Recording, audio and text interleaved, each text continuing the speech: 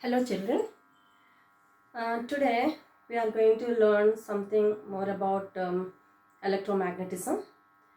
Till last class we discussed about uh, the magnetic field which can be produced by current carrying conductors in different shapes.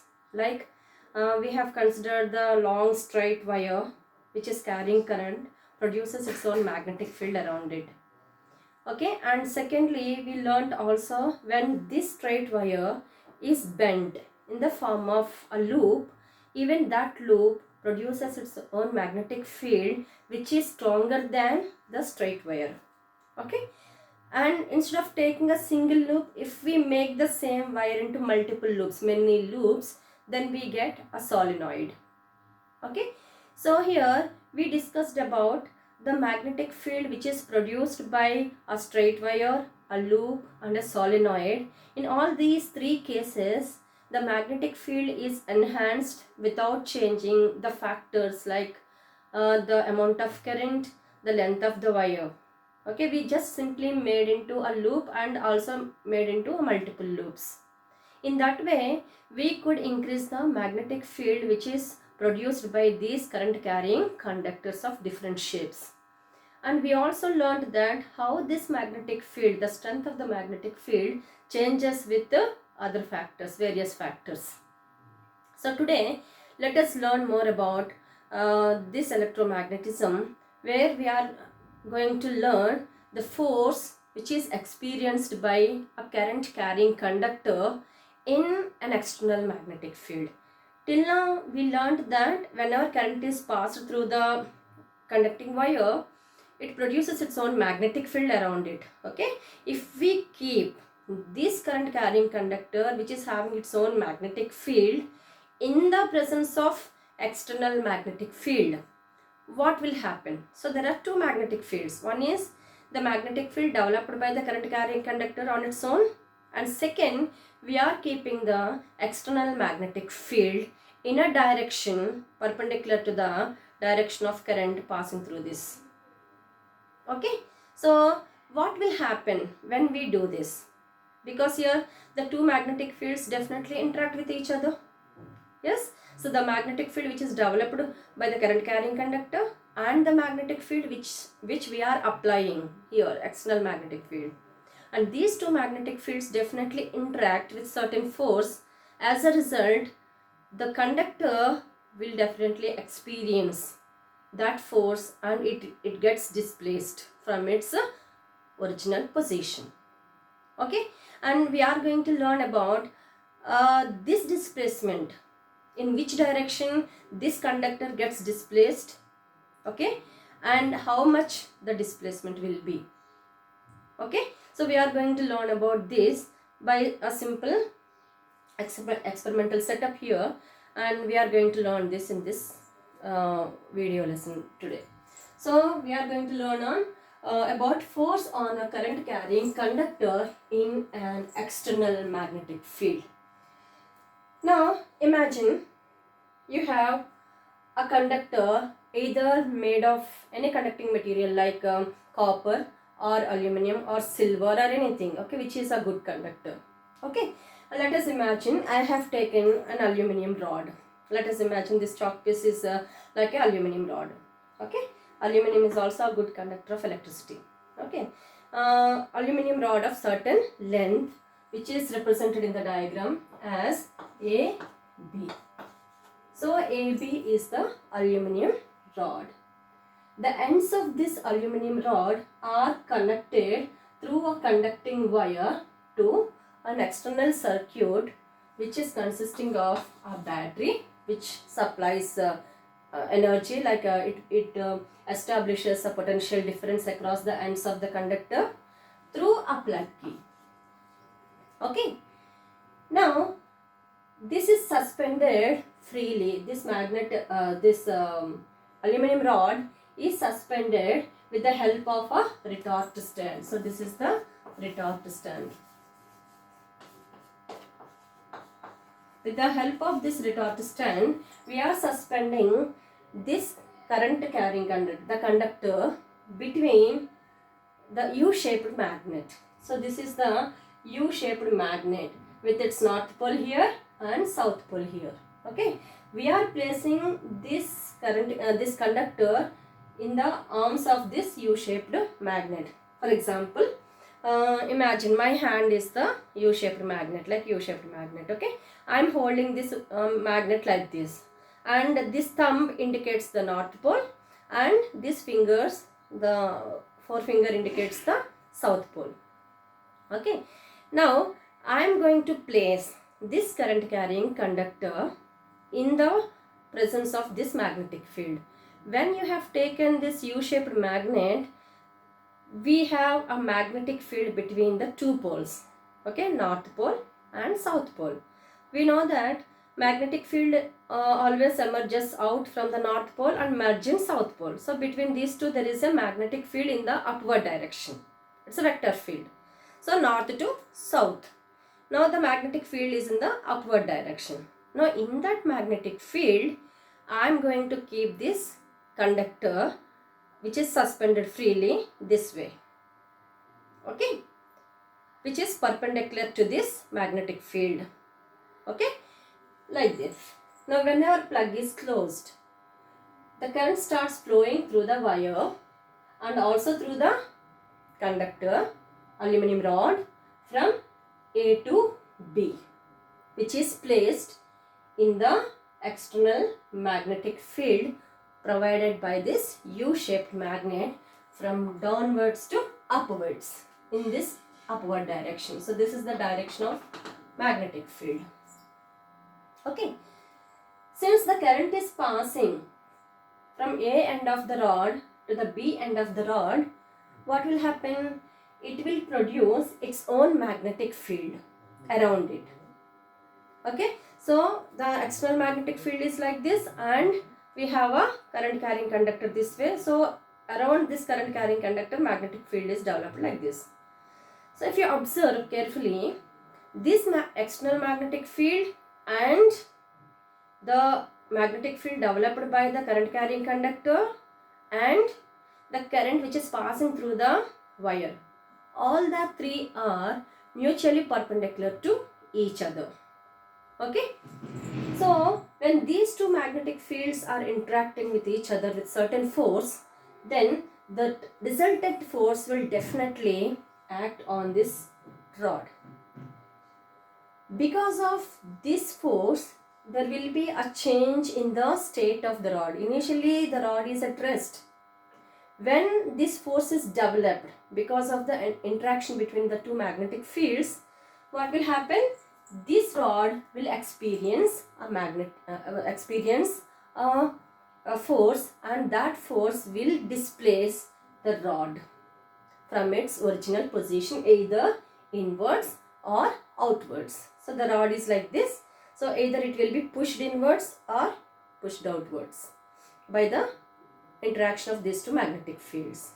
Okay, so this displacement of the rod indicates that this rod is experiencing a force. This rod is experiencing, we don't know whether the rod is experiencing force or not. We just simply kept this current carrying conductor in the magnetic field, and as soon as the current starts flowing through the conductor, it experienced displacement. This rod got displaced either inwards or outwards. This displacement indirectly tells us that something is pushing it. Okay, push is nothing but force. Okay, that means to say this rod is experiencing a force. Let us suppose F is the force experienced by the rod. Okay, this force depends on certain factors. One is the strength of the magnetic field. Strength of the magnetic field, in the sense I am talking about external magnetic field. Okay, let us take this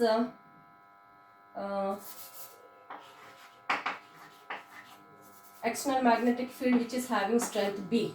Okay, B, and it also depends upon the strength of the current. Strength of the current passing through the conductor. Passing through the conductor. That is capital I. And third, this is 1 and this is 2. And the third factor here is length of the conductor. Length of the conductor. L. So this is 3. So these are the 3 factors that will change the force experienced by the conductor in the vicinity of external magnetic field. So I gave the force which is F. So in what way this force is going to change with all these 3 factors which are given in the form of 1, 2, 3. Okay. So here the force which is developed here and which is displacing the current carrying conductor in the presence of magnetic field is directly proportional to the strength of the current, the strength of the magnetic field, that is external magnetic field B, and also it is directly proportional to the amount of current passing through the conductor, and it is also proportional to the length of the conductor. Okay, all the 3 are directly proportional to the force. So force increases if the strength of the external magnetic field is increased. This force on the conductor increases if you increase the amount of current through the conductor. And this force also increases with the increasing length of the conductor which you placed in the external magnetic field. So simply to remember, I told F is proportional to BIL. You can simply remember as BIL. BIL, BIL. Okay. So not only these 3 factors, there is one more factor which is very important. That is the alignment of the conductor. Alignment of the conductor. That means the inclination with at what angle you kept the conductor in the external magnetic field. Let us suppose theta is the angle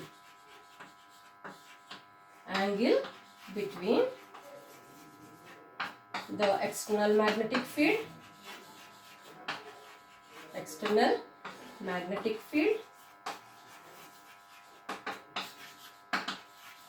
and current, the direction of current.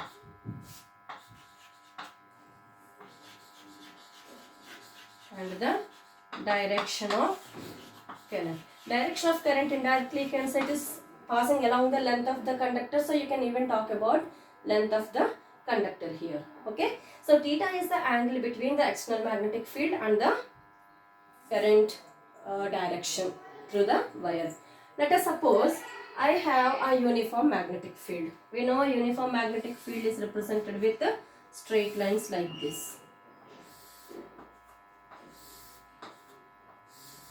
Let us suppose this is the external magnetic field which we provided here. Okay, which is uniform magnetic field of field strength B. Okay, B is not battery, it is the field strength B. Okay, now let us imagine I kept the conductor, the current carrying conductor in this external magnetic field like this. Let us suppose AB is the conductor which is placed with certain angle theta. Certain angle theta. Like field is like this, but you kept the conductor cross with certain angle theta. Okay, because this conductor is carrying current, so it is also producing its own magnetic field. So this magnetic field and this external magnetic field both will interact. As a result, this conductor experiences force. What will happen here? This external magnetic field always tries to move this conductor in its own direction. It tries to bring the conductor in its own direction. Means it is like this now. It will try to move it horizontally. Okay? It will try to move it horizontally. As a result, this conductor AB experiences a couple. A couple in the sense of turning effect. Because it is acted upon by a force like a force which is acting like this and one is acting like this. So from both ends the forces are acting. As a result, there will be a turning effect on the conductor, that is called as torque or coupling. Okay, the couple which is the couple which is acting on the body, we call it as a torque. So because of this torque, it will be displaced, okay, to one direction. Okay, so this theta, this displacement depends upon the angle between the two magnetic fields or angle between these two. That means to say it depends on theta. So basically sine theta. So if you take the force, so what is the other fourth factor? That is theta, which is F is equal to BIL sine theta. BIL sine theta.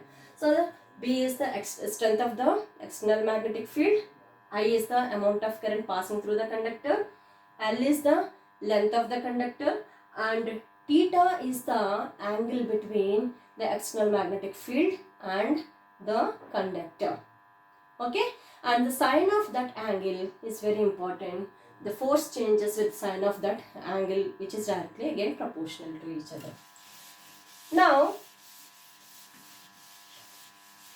let us suppose I kept all these three constant. B is constant, I is constant, and L is also constant, let us suppose. Then definitely F depends on this sine value of the angle theta. Okay, for example, here as I took the uniform magnetic field, in this case like this is the external magnetic field. Let us suppose initially I kept the conductor in the direction of magnetic field. In the direction of magnetic field. What do you mean by this? In the direction of magnetic field is nothing but theta is equal to 0 degrees. Yes? When theta is 0, then what is the sine value of that 0 degrees? That is equal to 0. Then what is the force acting on the conductor? AB in this case, case 1. Since sine 0 is 0, that means sine theta is 0, then obviously the force on a current carrying conductor is also 0. So F is equal to 0. That means to say here, whenever the conductor is placed in the direction of the magnetic field, it doesn't experience any force. Okay. On the other hand, as I said like this case, in the second case, if theta is 45 degrees, let us suppose you aligned the conductor with an angle 45 degrees. Then what is the value of sine 45? Sine 45 is equal to 1 by root 2. Now what is the force experienced by this conductor in this case? Then F is equal to BIL sine 45. Yes, that means to say F is equal to BIL sine 45 is 1 by root 2. 1 by root 2 is 0.717, or you can write simply root 2 also. So this will be equal to BIL by root 2. So this is the value of force which is acting on this current carrying conductor when it is placed 45 degrees to the external magnetic field. Clear? Now coming to the third case. In the third case, when theta is equal to 90 degrees. 90 degrees. What do you mean by 90 degrees? If I take the external magnetic field like this, I am keeping the conductor this way, perpendicular, 90 degrees. The angle between these two is 90 degrees. When theta is 90 degrees, then we know sine 90 is 1. Then what is the force experienced by this conductor AB? F is equal to BIL sine 90 degrees, that is equal to BIL. So F is equal to BIL. That means it is the maximum force. Do you get more than this force if you change the angles also? You don't get it, because the sine value always lies between -1 and +1. Plus 1 is the maximum value for sine function. Okay. So here F is equal to BIL is the maximum force which is acting on a conductor when it is placed at an angle of 90 degrees with the external magnetic field. So they will ask you in the examination like under what conditions a current carrying conductor kept in the vicinity of external magnetic field experiences maximum force. Then you have to say that when it is placed perpendicular to the external magnetic field, then it experiences maximum force, and that value is equal to BIL. Is that clear, children? Okay. Now this is about force. Because of this force, I told this conductor experiences a displacement. It will be displaced either inside or outside the U-shaped magnet. So it is either pushed inside or pushed outside.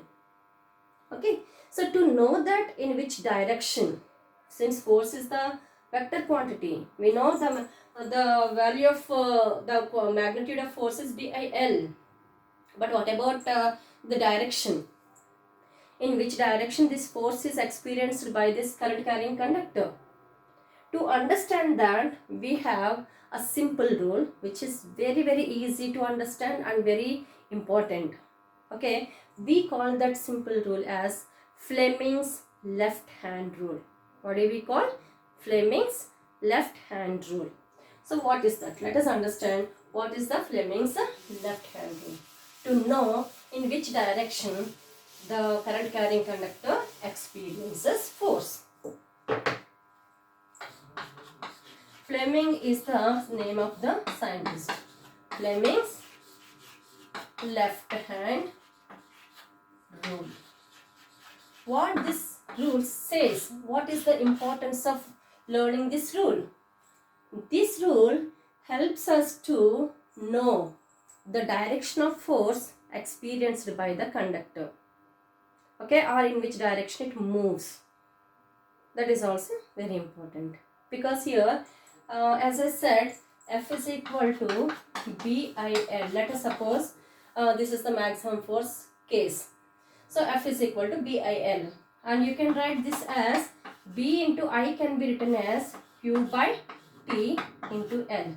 We know it is the rate of flow of charge through a conductor is called as current. So let us suppose current is passing through the conductor for a time T. That means that the Q charges are moving through the conductor in a time T. Okay. So rearranging this equation, we get BQ into L by T. Can I write like this? So what is this L says about? Q is the charge, amount of charge passing through the conductor. Okay. Let us suppose the charge started from here and it covers this much distance from A to B, that is equal to length of the conductor L. So here length is nothing but the distance traveled by the charges through the conductor in time T. Okay. So distance by time we call it as speed or velocity. So here F is equal to, we can write as BQV, where V is equal to distance traveled by the charges in time T, that is equal to L by T. So F is equal to BQV. This is another expression for force. So this Fleming's left hand rule helps us to identify the direction of force and also in which direction the charges are moving with certain speed. Okay. So for that, as the title is saying, it's a left hand rule. That means you have to use your left hand. So take your left hand with these three fingers. Thumb, forefinger, middle finger. Okay, take the three fingers like this. Thumb, forefinger, middle finger in such a way that you are stretching these three in such a way that all the three are mutually perpendicular to each other. The angle between these two is 90, the angle between these two is 90, the angle between these two is 90. Okay, we are stretching the three fingers, thumb, forefinger and middle finger of the left hand in such a way that all the three are perpendicular to each other. And The forefinger indicates the direction of magnetic field. Remember, the forefinger indicates the direction of the magnetic field, and middle finger indicates the direction of current passing through the conductor. Okay, this is the magnetic field and this is the current passing through the conductor. Okay, then the thumb indicates the force experienced by the conductor, the direction of force experienced by the conductor. So I am taking 3 fingers like this. I am not drawing the fingers, but these are the 3 mutually perpendicular to each other. Okay, if this is the middle finger indicates current, forefinger indicates magnetic field, then the thumb indicates the force on a current carrying conductor. Let us apply this rule here in this case. Okay, whenever you are applying this case or this rule for different cases, first always check the direction of magnetic field. In this case, the direction of magnetic field is from down to up. Okay, so which finger is representing? Forefinger is representing. So put the forefinger in that direction. Now current is passing from A to B, that is downwards. So this finger must coincide with that direction. So I am turning this way. So this is the magnetic field and this is the current which is passing through the conductor. Then my thumb is indicating inwards. Inwards in the sense, this is the direction of force. That means to say this conductor experiences force inwards. Okay. On the other hand, if you reverse the direction of current here, this is negative, this is positive. Okay. Now the current starts flowing from positive end of the wire through the conductor from B to A and coming back like this. In this case, in which direction the conductor experiences force? Again apply the Fleming's left hand rule. Point the magnetic field direction with forefinger and the direction of current through the conductor AB is like this, because B to A upward like this. Upward is magnetic field, current is like this. Then what is the thumb indicating? Thumb is saying that the conductor experiences force in this direction, outwards. So this way you can identify in which direction current is passing through. So this is very, very important because it got lot of applications in our day-to-day life. Basically, electric motor. Electric motor is the device which actually converts electrical energy into mechanical work. If you want to turn anything with the help of electricity, then we have to use this principle. Like fan, where in the fan we are using the electricity to rotate it.